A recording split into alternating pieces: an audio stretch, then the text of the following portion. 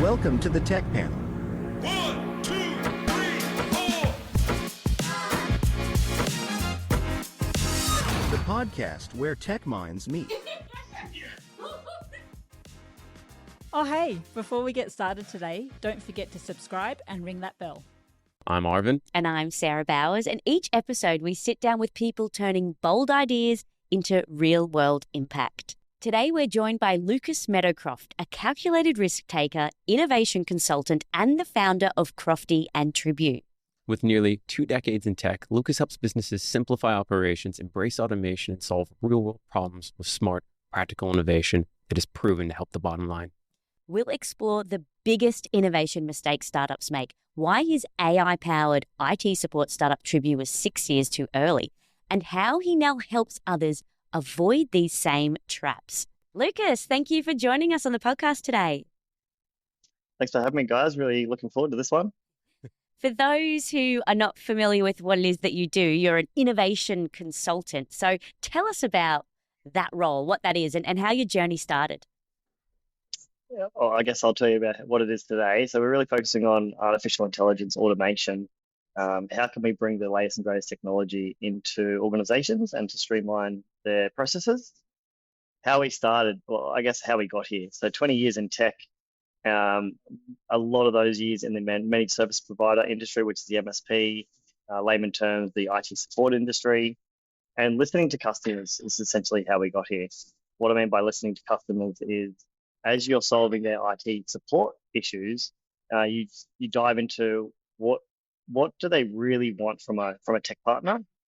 And what we realized over 15, 20 years is they really want that understanding of how tech can help their business. And so a bit of an evolution, but essentially, we now essentially helping businesses to embrace the latest and greatest technology and how to streamline their business. Who are some of the businesses that you're working with? Today, we're heavily in the construction and manufacturing industry, but we have also implemented tech into every industry you can probably think of, to be honest, like a lot of professional services, legal accounting firms, health providers, NDIS providers, aged care, home care services. But yeah, for some reason, we're getting pulled into the direction of construction manufacturing. I think because these organizations or industries are somewhat chaotic and a bit left behind the scenes, and they just live and breathe their spreadsheets. They love spreadsheets. So we've really embraced the spreadsheet mindset to go all in on how we can help these organizations come into the 21st century. But we're also getting engaged from hey, we want to beat our competitors. We want to be better than our competitors. So how can we what's the edge can we take on to make that happen? Yeah. Can you give us any examples of like your most successful, I guess, innovation or something you've implemented in one of these organizations? Yeah, absolutely. Well, if I just pick up the construction industry in the last, say, 6 to 12 months, a lot of these, I call it construction services industry, right? So you got the builders, you got the architects, you go all the way down to the actual services being provided from the sparkies, the plumbers, the roofers. So like the construction services industry. And so massive pain point in this industry is estimating, quoting, the whole sales process. And so what you have to do is essentially have a lot of back and forths with the vendors or the contracts or the negotiation process. You have to capture a lot of data and a lot of detail. And you can't actually do the estimation or the quote until you capture all of that detail. And we've found that a lot of these companies are actually losing opportunities because they're not capturing that data fast enough, or they're not responding to the query quick enough. And so that means that particular vendor or contract goes somewhere else, right? So they lose that opportunity. And so we built an artificial intelligence machine learning bot to have that conversation. So we train the bot on the how the customer speaks, the language they use, the construction language. So it's not a generic off-the-shelf type of bot. So it's very much trained on their data. And then it has like 15 touch point questions on, do you need site access? Do you need permits? When are you allowed to come to site? When do you want to start that particular job?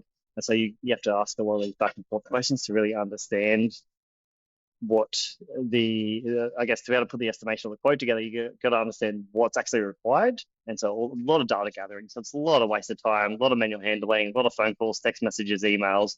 And so we automated that entire process. I've got heaps of case studies like that, but that's like one core example. It just streamlines that whole gathering data information process all the way through to estimation. We then notify the estimator, hey, this estimation's now been created in your system. Go and review it before you hit send. And that obviously then just, improves efficiency, it frees up workload, helps the bottom line in terms of, staffing and all that sort of thing. That sounds.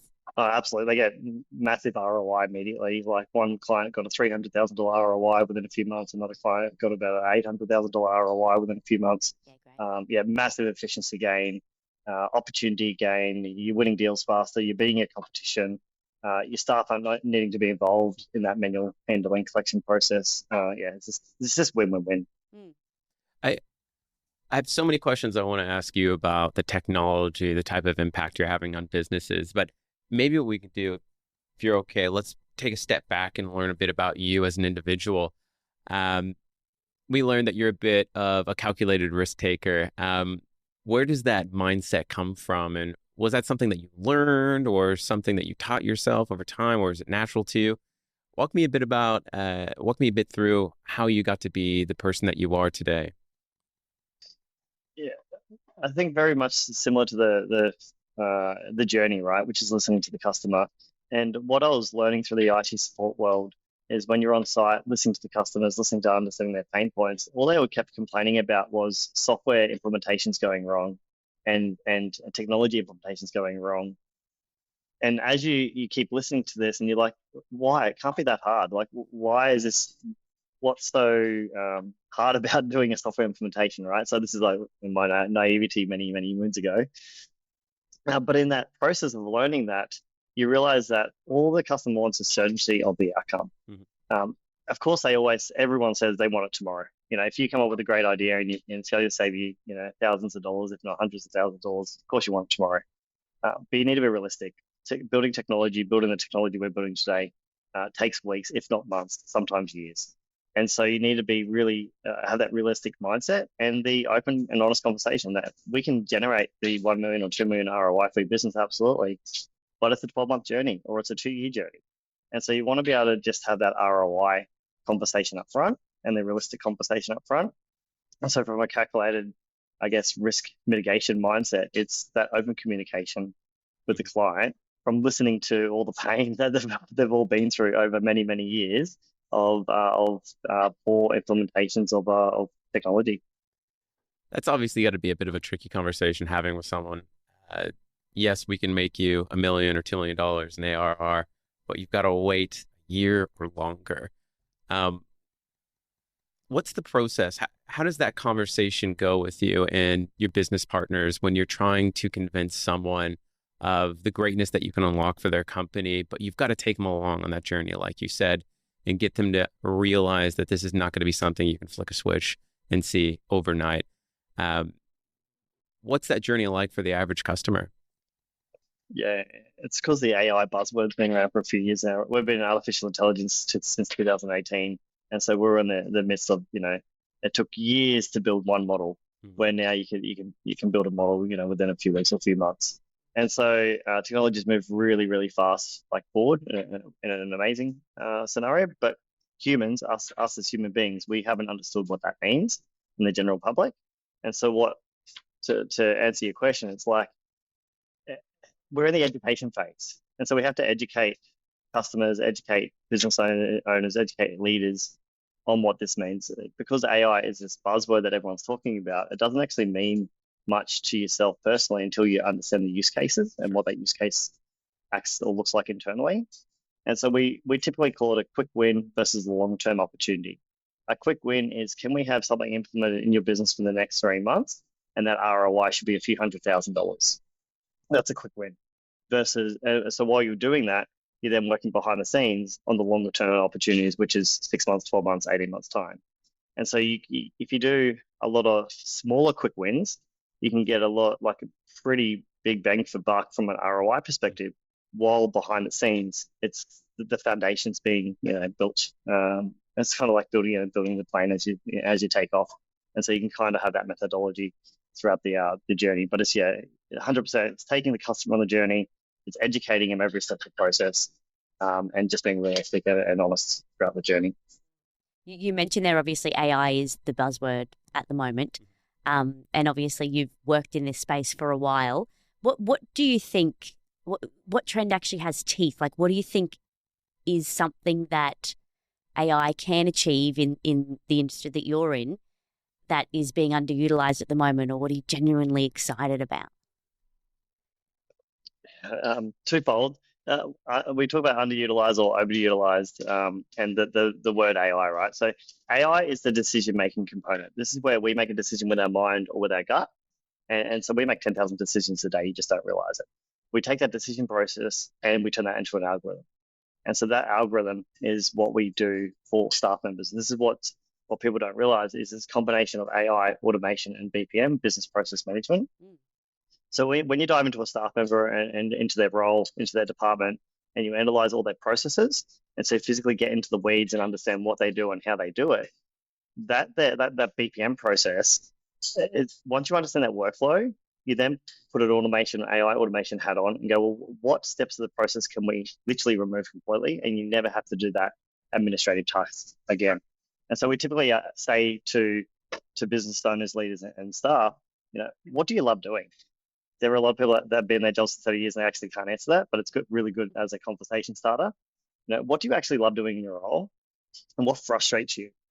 And if you come to work next Monday and you never have to deal with those frustrations ever again, how would that make you feel? So those frustrations, they're not there. How does that physically make you feel? And so the underutilization is removing these mundane tasks so we can actually provide genuine job satisfaction. People don't just have to go to work for the sake of going to work to get a paycheck. They can go to work because they love doing what they love doing, and that's why they're there in the first place. And that's what I think is 100% underutilized or not spoken about.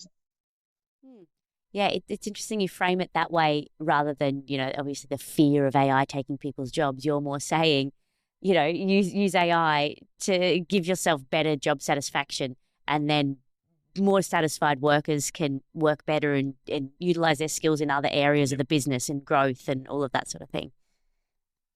Don't get me wrong, there are definitely roles that are going to be 100% replaced. Any admin role that exists by the end of this calendar year, I'll be super surprised. Admin is 100% gone. If you're an EA, focus on the value you add to a business. Don't focus on the administrative work that you do from an EA perspective. Like there are roles that will be replaced, but majority, 98% of roles that already exist today will still exist if you as a human upskill yourself to embrace AI, go on this journey, and you're the expert that's adding the value to the AI piece, right? So people think that AI is this robotic machine that would just go off and do everything on its own. Yep. It's driven by humans still. 5 years from now, 10 years from now, a whole different conversation. But today, we're talking about how can the human be the expert and drive the technology to actually then solve the problems that they actually don't want to do in the first place.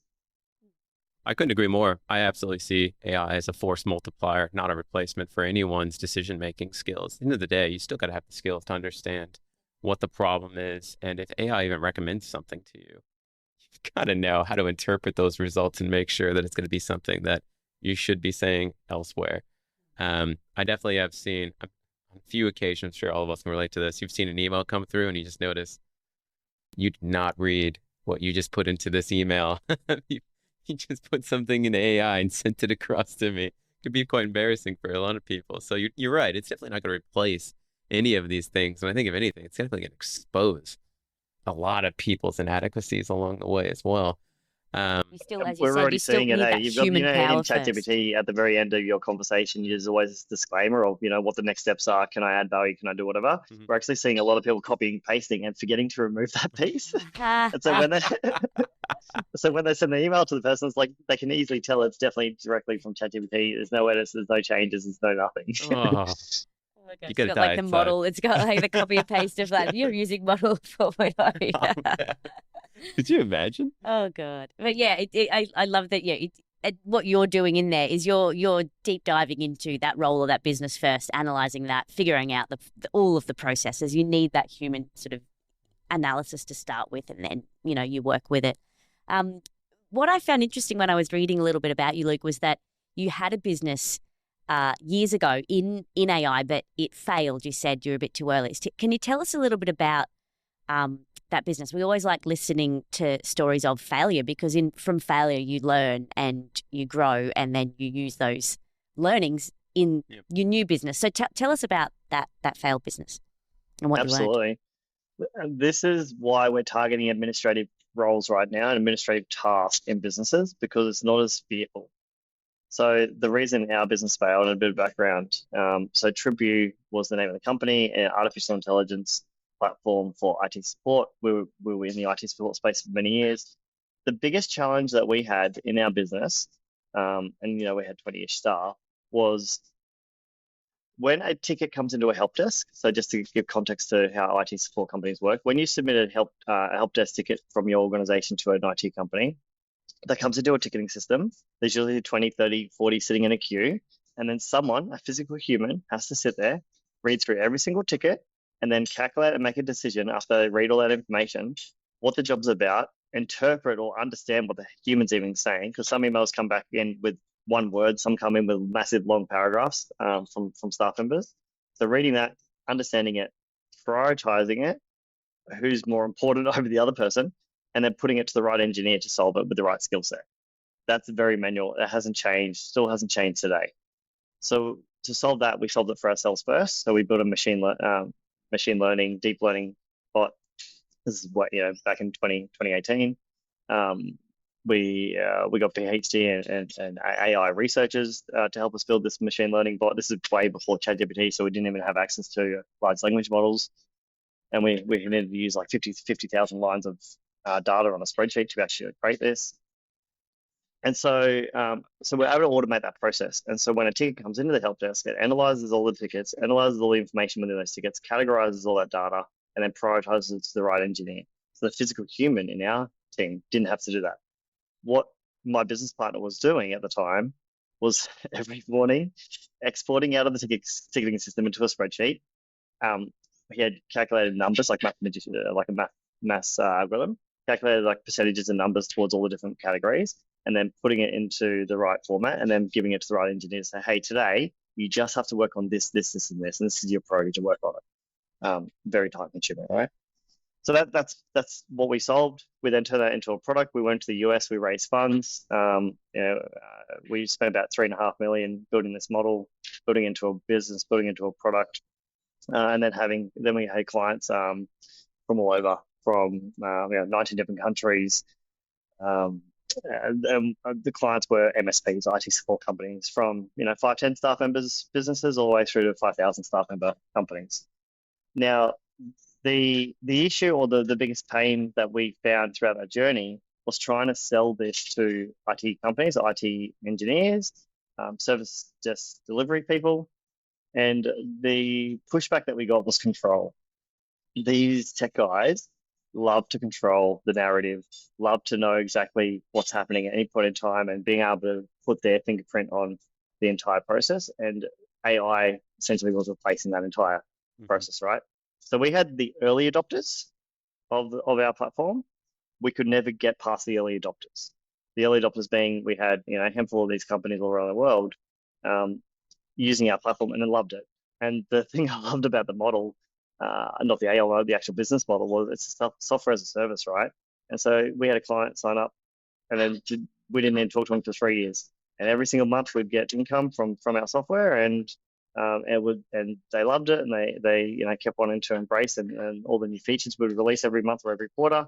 But there was no problems, there was no issues. It solved their problem. They never hired a service delivery manager again. One of our clients replaced 6 service delivery managers in their team with our software. So it added a lot of value to a small handful of customers, but we could never get to the masses. Right. And the reason being, in our understanding, was because 1, they love to control. 2, what we learned throughout the journey is MSPs love to buy and sell a product. What I mean by that is buy a license for, say, Microsoft, or buy a license for a antivirus and resell that to a client. and make margin in the middle. So it's very much that buy resell type of model. That's their model. But looking at their business internally and looking at putting efficiency internally was not the core aspect, right? And so even MSPs that we're working with today, they're not even embracing AI. They're not embracing AI automation or not even embracing innovation for their customers. What they're doing is they're passing the referrals to us, their own clients, and we're going in and helping their clients because the MSP model is very in this box. We provide IT support services. We don't do anything outside of that. So unfortunately, we had to close down. One of those lessons learned throughout the journey, finding product to market fit, make sure your audience is the right audience before putting heart, sweat, and tears into building a business for many years. That, I guess, were you just too early, do you think, or you said now that even now they're not adopting it? They wouldn't adopt it now if you rolled it out or you made those sales calls. They just wouldn't. Definitely too early. Twofold. Too early on the basis of too early and not the right target market. But I say that, and we've now worked in probably 20 different industries, and every industry is the same. Every industry is still figuring out what the hell this AI thing is, right? So definitely too early. But we also didn't have the marketing budget to create new categories. So through the investor journey and when we got to the end of raising another round of capital before we decided to close, it was like we need to raise $10 million just to go towards marketing, to educate, because we created a whole new category that didn't exist. And investors weren't willing to spend the money. They said, wait for someone else to do it. Fast forward, end of 2022, and ChatGPT launches, and that creates the marketing. But still, fast forward to today, 2.5 years later, and MSPs are only just starting to embrace it. Businesses in general are just starting to embrace it now, 2.5 years later, and they're spending. And ChatGPT, OpenAI is spending $3 million a day. They've dropped it down to they're spending $700,000 a day now. It's a lot of capital to educate the market. Absolutely. What did you learn from that you brought into Crofti? Keep it simple. This has been a repetition of mine, which I'm slowly learning, is I'm always too early. And so you need to focus on what my partner talks about all the time, Amy. She's always says, boring is profitable. And so you need to keep it simple. You need to talk about what does the market, what does the customer need and want today? Not in 3 years, not in 5 years, not in 10 years from now. What do they need today? And so keep it very simple. And that's why we're focused on administrative tasks. It's not fearful. No one wants to do admin. Not one person's told me in the 1,000 people I've spoken to, no one's told me in the last 12, 18 months that they love doing admin work. And so just communicating and targeting what the consumer wants at that period of time. So as you say, there's great marketing around, using technology to get rid of admin tasks and those menial tasks and that sort of thing that's already done for you. You don't have to spend money on marketing that. There's a need, there's a want. Do that right now. Don't have your product that is going to solve the problem that's going to arise in 2 years' time that you probably know what it is and you want to, in your heart, you're like, I want to market this because I know that's going to fix their problems, but it's going to be harder to sell. Yeah, that's interesting. Especially as a micro business owner, right? Like, us, we're also small business owners. We don't have the budgets of an Amazon or a Microsoft or a Google to educate markets. And if we did, then it'd be a totally different story. But you need, tens of millions of dollars to do that. It's got to be. I think some people are going to hear the advice that you just gave, that your business partner shared with you. Don't think about what you can sell in a year, 2 years, 3 years. Think about what you can sell right now. I feel like that goes in the face of so many historical tech developers who are always saying, forget whatever's in front of you right this second. You've got to anticipate what the market's going to want next year or the year after. I feel like this is just that catch-22 of running a business. You're constantly being pulled in different directions of like what people are recommending, what you should do. And I think that the key takeaway here is that it really just depends on the model and what it is, the type of service that you're going to be offering your customer. I think the unique thing that AI presents for you is that the technology is there. you're just building on top of that tech stack so the user can leverage that immediately, right? That's something that you can rapidly release and start providing immediate value on. I got to say, though, how do you grapple with that being with a business partner? Do you think you fall into that historical bucket of, I want to be building for tomorrow or the day after that or the day after that? Yeah, and how do you future-proof your business as well, not just Absolutely. focusing too much on the present? We have this internal argument all the time with ourselves personally, right? So myself, Dean, and Amy, and so Amy's very much, focused on boring is profitable, which I've after 10 years getting my grips on that. Versus Dean and myself are very much like, but this is like, why would customers even want this type of thing? It's like this is like this technology 3 years ago. What like it's It's too simple. it's It's boring. it's a catch-22 scenario. What I'm realizing though, and I'm getting a lot better at and understanding, is when I'm doing a lot of AI speaking gigs, a lot of workshops, AI workshops, and presenting real use cases using physically what we've built inside businesses and showing people exactly how this technology can be used today, but also then giving a glimpse of the latest technology, right? And so one of the latest, greatest technologies that are out there now is using our mobile phones, our devices. These cameras are amazing, and we can use not just voice, but also video and photography, and do live capture on sites, in warehouses, doing stock control, having conversations, having guardrails, having compliance checks, all instantly. And so that's, even though that technology is only new-ish, that blows people's minds. So you kind of just go, well, what is possible in 6 or 12 months or 18 months from now, to get their minds thinking, but then also, okay, this is actually what you can do today. And I guess, does that just build trust with, in you and your company when you're going to them? You're saying, I can solve your problem today. You'll get ROI in a couple of months' time. And then, you can stick with us and we can continue holding your hand throughout the whole journey as technology develops so quickly as it is doing at the moment. And you kind of future-proof your business by saying, trust us, because we can fix it right now, but we can also fix it in the future. I'll give you a live case study. I just literally met with a potential new client yesterday. Call center, so cold calling, and essentially they get a database of say 60,000 people. They can cold call those 60,000 people, and they got a team of anywhere between 15 to 60 at any given time making those phone calls.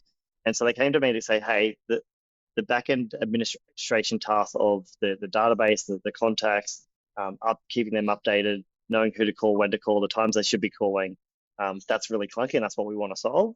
And then halfway through the conversation, after understanding how their cold calling environment works, I was like, why are you using people? Like, we can use technology to make those cold calls, and I can make it sound like whoever you want to sound like in your business today. It's not clunky. It's built on your data. I think a lot of people are getting jaded. Side note here, of when you hear AI voice or AI bots or whatever they might be, they're very much off the shelf generic. It's actually not built on their data set. But when you build it on your data set, it has your knowledge base, it has your information, it knows who you are, it speaks like you, it acts like you. That's completely opposite of what you probably see out there in the market today. And so I said to him, we're talking about solving all these problems for your staff members, but what if you didn't have any staff making phone calls? And it's hard to comprehend. What did they end up doing? Focusing on their internal staff members first. It's too scary. It's too fearful. Us humans, we're not there yet. You touched on this exactly before as well with Tribu. Yeah, Tribu. Tribu. Depends on which part of the world you're in. Tribu. It means family in Philippines, because we had a massive Philippines team at that time. Oh, cool. Wish I knew that. That's pretty cool. But I feel like this is the same exact thing happening over again. Like, you were trying to sell these MSPs, and I'm thinking about it now, like, having worked with MSPs for years, those are absolutely the people where you would have snatched the jobs right from underneath them. They would have saw your tech and been like, this is going to ruin my job. But to the point of, you said you're working with a lot of construction companies or manufacturing companies, and they live and breathe in spreadsheets.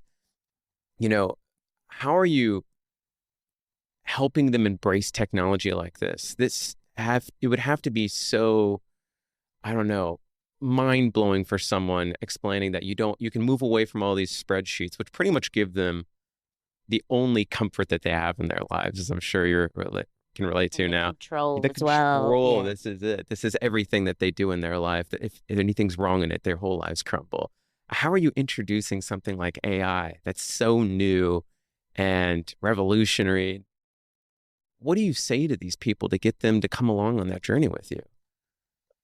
We tell them that we're not replacing their spreadsheets. Because at the end of the day, we're not replacing their spreadsheets today. Mm-hmm. What we're finding is that's their entire world, right? Excel's not dying anytime soon. There was an article released about 12 months ago of Microsoft saying we're going to remove the Microsoft Office programs once AI is fully released in about 2 years from now, and that didn't go down too well. 2 years. People just love Excel too much. What am I going to do with my Excel date nights? And so we're focusing on everything around what they do in their role. And so typically most, let's say engineers or anyone using a lot of these spreadsheets, they do a lot of reporting. Yep. They do a lot of data analysis, and they pull all this information from their spreadsheet in multiple different spreadsheets with hundreds of tabs in some of them. Sometimes their computers can't even run to keep up with their spreadsheets. We pull that data around to an AI model. We do analysis around it, and we automatically create reports. So if you got to do a mid-month report or a compliance report, or you got to do a ad hoc change report or whatever it might be in your particular role, that reporting function usually takes hours, if not days. Yep. Some of these people spend days to write a report every month. So we start there. We keep it simple. We say, keep using your spreadsheet. We'll do the rest. For this one construction services company down in Melbourne, they would install these HVAC devices in buildings. The field guys will be on site. The installation gets done. They take a photo. They fill out this really technical spreadsheet, and then they would take that back to head office, and they'd have to write up a report, and then send the report to a client. We didn't change the spreadsheet technical writing aspect or the taking a photo aspect. We kept it the same. Don't want to change the field workers, the way they do things. Don't disrupt their life too much. But as soon as the spreadsheet got filled out on site and the photo got taken, we collect that data immediately and automatically generate and write the report for them. And some of these reports were sitting on people's desks for weeks and months before they were being written, right? Massive backlog, cash flow constraints, everything you can think of in a business. So you just got to do it in a way that doesn't affect the individual person, but still adds value to the business, still adds value in a way that makes sense. Get them comfortable, because everyone's got to trust it and believe it. And then we're looking going back in a few months now, and then replacing that spreadsheet with an app, with a mobile app, to capture the data a bit more efficiently, a bit easier. But it's a stepping stone process. It's not a big bang approach. And so it's always just very customer centric. It's very much about the specific needs of that customer. And even as you said, you can fix it all right now, but it's more of that hand holding, because that customer loves a spreadsheet, and we will phase this to that customer's expectations. Which, as you can imagine, can frustrate our team sometimes. They're like, why are they doing it this way? How old school. We're here to fix it. No, we just have to. Yeah. Is that also, I guess, why you've positioned yourself as innovation advisors? Because the word innovation is a little bit more, I guess, palatable or approachable than, tech or any other sort of way of describing what you do when you go into a business. Innovation seems, that's great. We all like innovation. It's a bit less scary. Doesn't sound like it carries implementation with it. Yeah. Yes, in essence. We started the business as an innovation consulting business 11 years ago. That was scary to a lot of companies when we were talking about innovation back then. And so what we're doing today is literally no difference to what we were doing 11 years ago. We're just using the latest technology.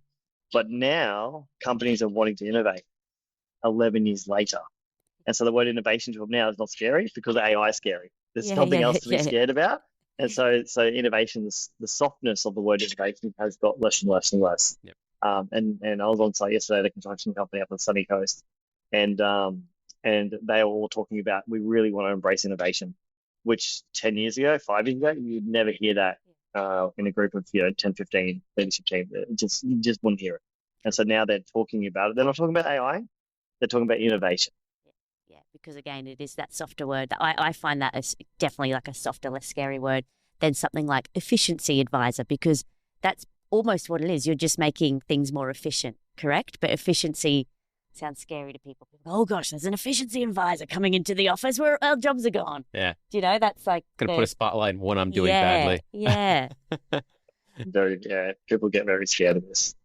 You've obviously put a lot of thought into what holds businesses back, fear, timing, risk. I hope you don't mind, but I'd like to flip the lens for a moment and get to know a little bit about what scares you the most when it comes to running a business. Is it like the tech that you're introducing into the market? Is it the market itself, or is it the people? What are the big things that you worry about when running a business? Yeah, I don't know if the word scary comes into it, but what frustrates me is we're playing in a market that's not really ready. Mm-hmm. And so we can't scale as fast as we want to scale because we have to go along with the times. And as an innovation mindset personality, it does frustrate you, to be honest. But you need to remove yourself from that and go, well, actually, so you remove yourself from the business and go, what does the business need and what does the business require? Not what does Lucas Meadowcroft require. And so you need to put your lens on the business needs to provide these services, everything we just discussed, which is that very touchy-feely, hand-holding, slow process versus, no, we want to move fast and we want to disrupt and shake shit up type of stuff. And so you've got this pull and push scenario. From a business perspective, what's tough, and I don't know if you guys saw this, but like leading up to the election, in Australia, it was very tough. Everyone put a hold on every bit of innovation spending you could imagine. We dropped 90% revenue in that 3-month period leading up to election, and then you had to use all your funds to keep your staff employed because you don't want to let your staff go, right? Yep. So that was very tough, and so we're coming out of the back of that now, and everyone's wanting to spend again. I don't get this. That happens every 4 years or 3 years. Nothing changes. Yeah, it's not going to be an immediate overnight change. I guess maybe because Trump's in power in the US and it's been such big shifts that they're like, is this going to happen over here in Australia? So I don't know. Maybe that's the fear. Yeah, they're definitely a fearful point of view. Yes, that was very frustrating. That definitely keeps you up at night, going, what the hell? We go, how can we, bring on clients and bring in some income because we need to still keep our staff employed. We don't want to let them go. You just spend all this time and effort building your team up. You guys have probably been there, done that before. The other thing that's very, I'm talking about the hardship here, and then we can move on to your next question. But essentially, we're a projects company. So what I loved, so in IT support, MSP, we had recurring revenue coming in every single month.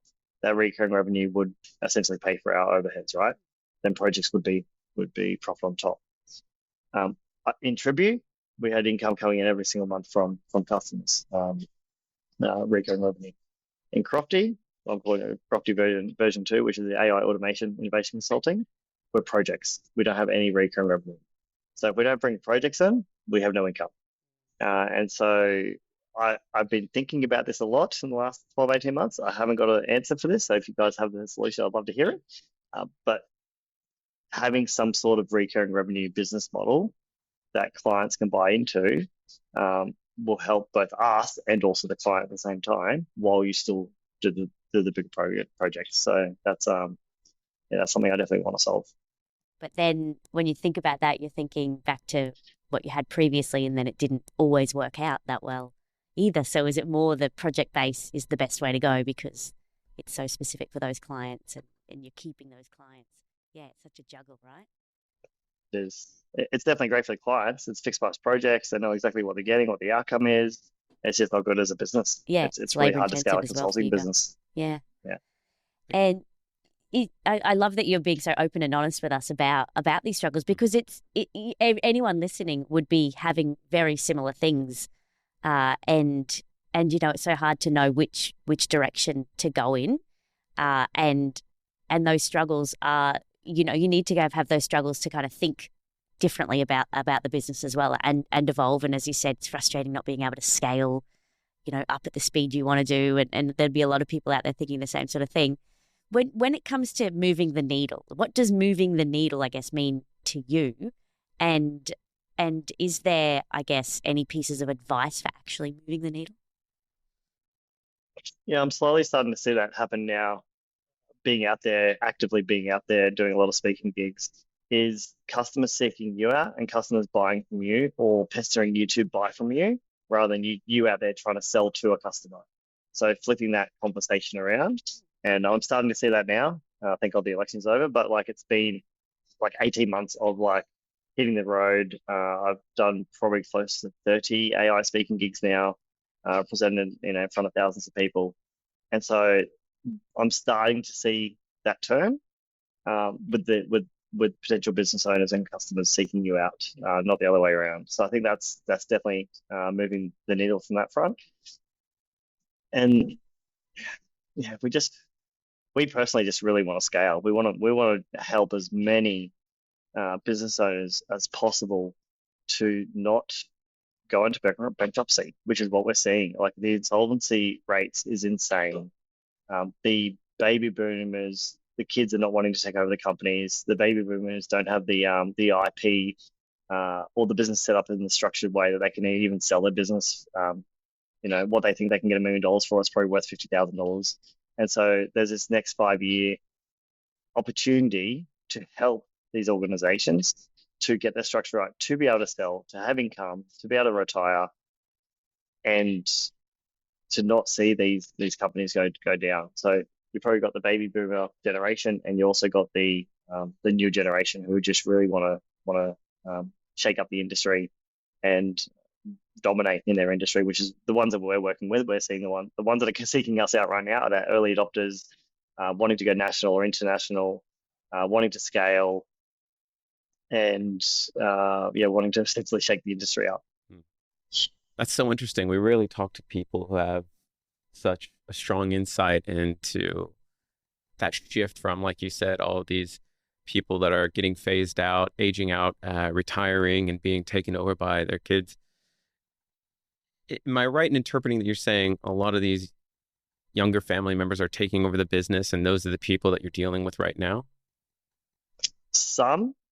What we're actually seeing is a lot of the kids are not wanting to take over their family business. And so what does the family business do when they're, and you would think 65 years old, 70 years old, maybe retirement. It's now 85 years old because the kids are not wanting to take over the company. And so what do the people do? They've been running the company for 34 years. They literally work it until they die, which is really sad. Yeah. And then, we're even working with business owners that are in that state. And it's like, well, the wife or the husband, whoever's running the company, the opposite is like, let's go on a holiday for 3 months. We can't, because if I'm not there, we don't have income. And so to me, that's the massive problem we have here in Australia. Mm-hmm. And so what happens, and what we're starting to hear is the younger generation are not wanting to invest in Australia. They're wanting to invest overseas. They're wanting to start businesses in the Asian market or the US market or the European market.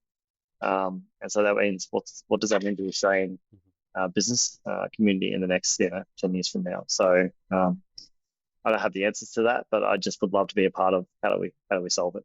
Yeah, that's interesting. And do you think you will be able to solve that, like in a couple of years' time? Do you think you've got some ideas already that can help? But we've got the infrastructure, we've got the foundation of this innovation consulting business ready to scale now. We've also set up an investment to start investing into businesses. So when we do see these baby boom organizations that we know we can turn around within 6 months to 12 months and scale a business without them being involved, we're ready to start that process now. We just don't have, because we just essentially lost everything in the Tribu close down. We just need to get the capital on board. And so bring on some investors to come along with the journey with that. But we've got the foundation, the infrastructure ready to go. So if there is any baby boomers out there listening and they're wanting to retire in the next 2 to 3 years, then they're the ones we definitely want to talk to.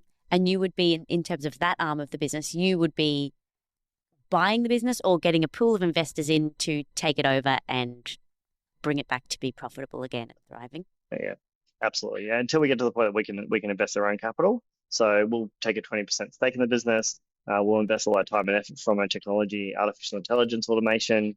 Bring like kind of bring the company back down to a solid foundation, whether it be human involvement, and they invest the capital investment to bring on leadership team and bring on the right staff members. A lot of these companies they're still running on a shoestring budget, $80,000 wages or $100,000 wages. But you need to bring on C-level suite that you probably have to have $500,000 budgets in there to bring on a good C-level suite, right, to be able to run the company properly. So it's just having that budget and the infrastructure ready to go. But we'll definitely take that component of the AI because we just know how much we can automate in the company. You don't need all these resources sitting around doing nothing or doing how they've always done it. Yeah. In terms of, I guess, some of these businesses that you've seen, do you have any advice overall for, I guess, actually moving the needle in a business? So is it more mindset, team? Is it tech? Is it sales? What is your advice for moving the needle in a lot of the businesses that you work with? All of the above. The bringing the staff on the journey. That's the number one thing that we're seeing people not do. We're not a change management consultant, but we do partner with change managers. We say you need to bring your staff on the journey from a mindset point of view, because if you don't, one, they'll leave, and two, your culture will go from amazing to shit within 3 to 6 months, and you don't want that. I believe you probably don't want that, and so you got to embrace.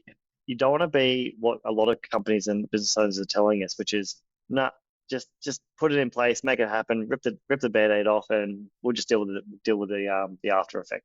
I don't think that's the right approach. I think the approach is have the open conversation with your team, talk about what they love doing, really get into the nitty-gritty. You might not be aware of this, and I haven't really publicly spoken about this before, but when we do our interview process and we interview each individual staff member in a company, to really understand their process, what can happen and has happened a lot over the years, they just start bawling their eyes out. They just start crying because they're being heard. And a lot of staff members in businesses that have been there for a long time just have not been heard. They have not had that conversation around, what they love doing, what they don't like doing.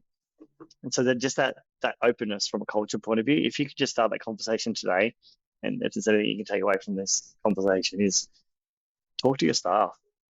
Yeah, just physically ask them what they love doing in their role in the company and what they don't like doing, and just take note, and then actually have action off the back of that. Don't just have a conversation for the sake of having a conversation, because if you can get that right, you can get that conversation starting now, and that happening, then when it comes to implementing the technology, the change will be so much easier and your pain will just not be there. Yeah. And then you can, I guess, get the best out of your staff to I guess, improve the business in so many different ways as well, and taking those admin tasks off and as you're saying, all that sort of stuff. Yeah. I'm so amazed that you've got that insight into, interviewing people and they break down and they just love being heard. It blows my mind that no one would have been speaking to them earlier. Like where's their manager or the manager's manager or anyone there just actually talking to them about their role and what it is that they love and what they don't love. Yep. I guess that's the trap that a lot of businesses fall into, obviously, is just the day-to-day, just get through it, the churn and burn, and they don't actually check in. The light's always there. I'm mindful some people hear what you just said, just take them along on the journey, and they'll just be wondering to themselves, like, how much should I be talking to my staff about? Can you be a bit more specific, especially for these people that are new starting a business right now? They'll hear that and think, like, how far should I take this? Maybe expand a bit more on, like, what has been successful for you and what are the types of things that you share with your staff? I'll answer the first question first, which is around if you're starting a new business, the only thing you should be thinking about is being an AI first company. Don't think about hiring your first staff member until you think about what technology can I implement and what automation can I put in place before I hire that first staff member. We did an AI first project for a new startup, and we set out in such a way that they never had to hire anyone except for salespeople. And then they turned around a few months later and said, "Yeah, I've just hired an office manager." And we said, "Why?" And they said, "We were lonely. I need to talk to someone." And so from a new business perspective, think differently. Don't do what's always been done. Really focus on leveraging technology to do as much as you possibly can before hiring that person. That is that's great advice. I definitely would take You it. never hear that advice though. That's great advice. Yeah. Do you want to double click on that before I talk about the next point? That was great. I've got you pondering now. The second part of it is like, how do you how do you bring your team along the journey, and how do you have this open conversation? It's got to be from top down. It's got to be from a leadership perspective. It's got to be from wanting to change you personally. So what we see a lot, and you might find this funny, we get engaged to roll out technology into a business, roll out artificial intelligence automation, and then the director or the owner or the C-level ops goes, as long as it doesn't affect me, you can do whatever you want. I don't want to change what I do. I don't want to change the way I do things, just as long as it doesn't affect me.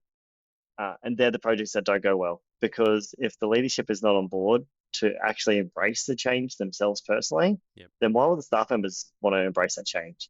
It's a roll-on effect. It's just culture in general. Mhm. Sorry, I'm just processing that information there. The C-level suite people that don't embrace the change that they're asking their staff to undertake are where you see the highest failure rate in projects being run across a business. 100%. Interesting. Well, it makes sense. Yeah, it does. Fruit rots from the top, right? Yeah. Whatever they say, they have to be embracing it. They have to actually, and they have to use the product. They have to use what it is that you're, I guess, bringing in. Like, even if it's just admin based and they don't do admin, they've got an EA, they need to see how it's working. I think that's important for C-suite and managers to actually use what it is that is coming in. Do you think, is that also important there? Absolutely, yes. Yeah. And that's the whole embracing that change mindset conversation. This is not a technology conversation now. This is a change mindset conversation. And humans are not ready to change. So technology has moved forward tens of years in the last 12 months. Us humans have moved forward 1 year. And so there's this massive gap between where we are and where technology is. And so we need to try to, bridge that gap. Yep. And that's where people like you come in to help, because naturally we wouldn't be moving, we wouldn't be innovating, or, we wouldn't be adopting it. And it's too hard, it's too scary. And you need people like you to come in. It's brilliant. Is there any other advice or anything else that you want to share that you haven't touched on?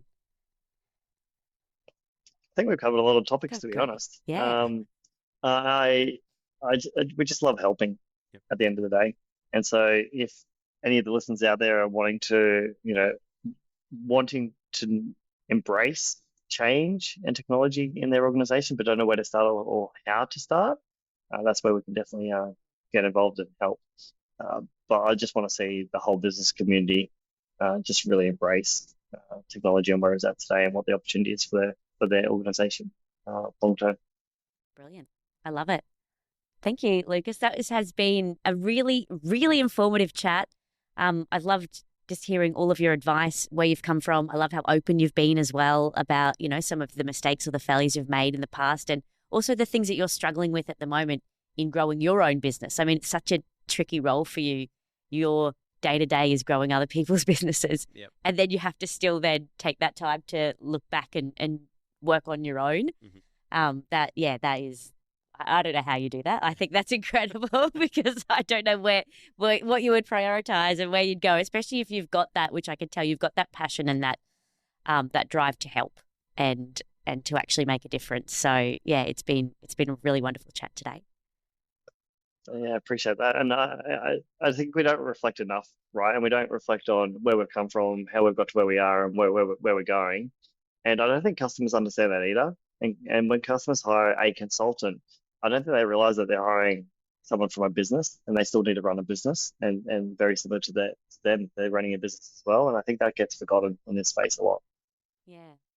That's true. Fascinating. It's been beautiful. Arvin, do you have any last questions? We do have a recurring question that we always like to ask our guests. I feel like I have an idea of what you would say here, but I'm open to being surprised. But We always like to ask our guests, is there any piece of technology that you use day to day that you feel you can't live without, or you would strongly recommend to anyone, especially if they're going to be running a business or starting one? I'll give you a few, but if you haven't already embraced the Teams workspace of ChatGPT, then you're already 2.5 years behind. Teams workspace in Teams ChatGPT. workspace in ChatGPT. So every project conversation scenario that you're doing inside your business goes across many, many threads and then combines all the data together to then essentially give you 30%, 40% of your day back immediately within a few weeks.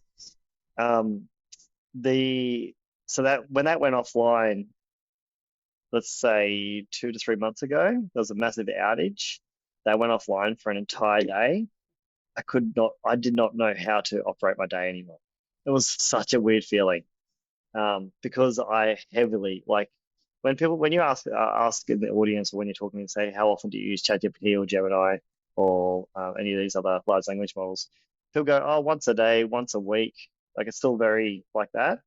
I must use it every hour on the hour for the entire day. Mhm. And so when it was offline for one day, man, that was crazy. The other ones that I'm heavily getting involved in is video creation, voice creation, how to replicate yourself as a digital twin. So I've been using HeyGen. Happy for you to post these in the show notes. I can give you my referral link. So HeyGen's from the US. They've been around for nearly 2 years now. They've raised millions and millions of dollars. And this is to replicate yourself and replicate anything that you do within your organization from a visual perspective, having a conversation. And so we do a lot of onboarding videos, offboarding videos, onboarding customers, onboarding vendors, anything that you want to replicate, SOPs, procedures, policies, anything that you do twice and you need to explain something twice to a staff member or to a customer, you just create a video. It doesn't have to be you. Obviously, I use it for myself as a digital twin, but there's 10,000 actors that you can choose from to use. And so once you integrate that into your workflow, it's an absolute game changer inside organizations. So yeah, I live and breathe that, and also ChatGPT. Interesting. Brilliant. I've got both of those open right now, the HeyGen one in particular. I'd be curious to see how you do that with doing a demo at the same exact time, how it works simultaneously. But it's definitely interesting trying to get an avatar to take over the space of having you speaking about something. I feel like maybe Yeah. one day we'll get you back on here and your avatar can be the interviewee, so we could see if how Could you imagine? how Lucas 2.0 goes. I get that actually quite a lot, even literally yesterday afternoon. So because I present a lot and I use these examples, and I'll share one with you after this. You can put in the show notes as well. Then I hop on a Teams call and I go, "Is it really you? Yeah. or is this your digital twin?" And we're not quite there yet. There is some new technology. I haven't tested it just yet. It's been released to physically replace you inside Teams meeting. I haven't tested that just yet. You'd have to build a fair bit of data set to make that come to reality. But that's where it's headed. I won't tell the people that live on my street about that because I live in a surfing town, and any day there's good surf, no one goes to work. They all just get on their e-bikes with their surfboards and they cruise on down. And I can just imagine them all on their avatar. Seriously. Sarah, thank you so much. Surf is great today. I'm just chucking my avatar onto Teams and getting on down. What would happen if productivity increased, though? That's the real question. Yeah. They're actually better than. Yeah. It probably would be better, to be honest, because they'd just be sitting there thinking about the surf and try to rush through the meeting, and it would probably be much better and it would capture way more data. Yeah, good point. We digress, Lucas. That's why I'll Work-life digress balance. with two latest technologies that I can't wait to come into fruition. So recently, this last week, Visa MasterCard just announced their AI transactional bot. I'm not sure if you've seen this or not. No. So as we are building these AI agents and having agents do transactions for us online, booking flights, booking restaurants, whatever it might be, we now can do an integration with Visa and MasterCard and have the AI bot process our credit card, our virtual credit card, our AI generated credit card with real money to make the bookings for us. Which means we literally can have an EA or a PA replace that entire process. So I'm looking forward to that coming in the next few months. And the last one I'll leave you with is robots. Elon Musk announced that his I guess, group of robots that he's already been building will be available by the end of this calendar year, and prediction will be a minimum of 100,000 robots in society, physically doing your mowing your lawns, doing your housework, doing your cooking, your cleaning, whatever that might be. Because we can already buy these robots from China now. They're about $30,000. You can import them. You can then program them yourself. But this will be out of the box, already doing mundane tasks for you personally, which is pretty damn cool. By the end of the year, really? The end of this calendar year, yes. I'd never believe Elon's deadlines, ever. He's like, oh, the launch is coming now. You're like, yeah, it's not happening. He saved the astronaut. This is why he said only 100,000 and not 5 million or 10 million. Yeah, okay, good point. 100,000 is a smaller number. That's why. small enough. Oh, I love that. Yeah, that's what I need in my life, actually, to be honest. The cleaning bot. You have a robot. His name is Mikey. Yeah, that's my husband. It is him. Yeah.